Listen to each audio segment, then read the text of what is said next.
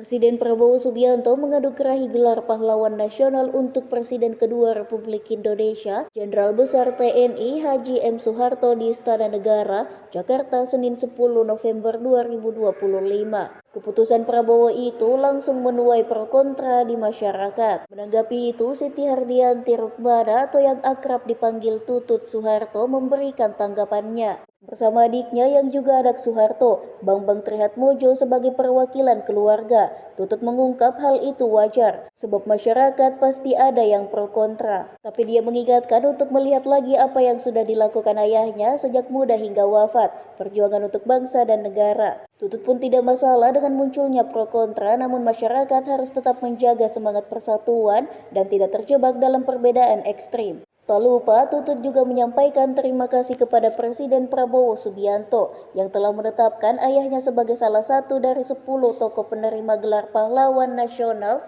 2025.